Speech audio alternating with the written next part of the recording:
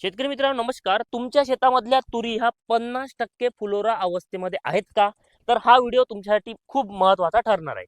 आपल्या शेतामधल्या तुरी जर 50% फुलोरा अवस्थेमध्ये असेल तर आपण नेमकी फवारणी कोणती करावी? सगळ्यात प्रथम समजून घ्या, आपल्या तूर पिकावर जी येणारी अळी आहे तर या अळीचं नियंत्रण आपल्याला खूप चांगल्या पद्धतीने करावं लागेल, जेणेकरून आपल्या फुलाला ती डंक मारणार नाही आणि फुलगळही होणार नाही. म्हणजेच यासाठी तुम्हाला एक चांगलं अळीनाशकाची फवारणी करावी लागेल, ज्यामध्ये तुम्ही बॅराझाइड वापरू शकता 40 मिली, कोराजेन वापरू शकता 7 मिली किंवा तुम्ही ॲम्प्लिगो वापरू शकता येथे 10 मिली, 10 ते 12 मिली. म्हणजेच काय की एखादी चांगलं कीटकनाशक तुम्हाला याच्यामध्ये वापरावं लागेल, जे चांगलं रिझल्ट देईल.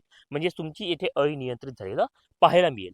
बुरशीनाशक वापरत असताना तुम्हाला चांगलं बुरशीनाशक वापरावं लागेल, जेणेकरून आपल्या तूर पिकाला ज्या फुल आहे तर ह्या फुलाला कुठल्याही प्रकारची बुरशी लागू नये, फुलांची गळती होऊ नये, यासाठी एक चांगला बुरशीनाशक वापरा.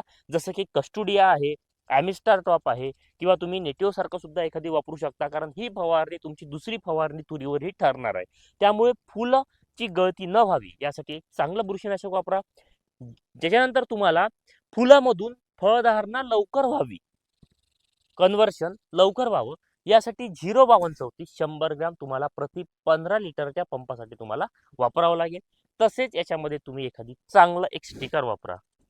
म्हणजेच काय होईल की ही फवारणी तुमची अत्यंत महत्त्वाची फवारणी तुरीवरती ठरणार आहे. तर तुम्हाला जर ही माहिती आवडली असेल तर जास्तीत जास्त तूर उत्पादक शेतकऱ्यांपर्यंत ही माहिती शेअर करा. धन्यवाद.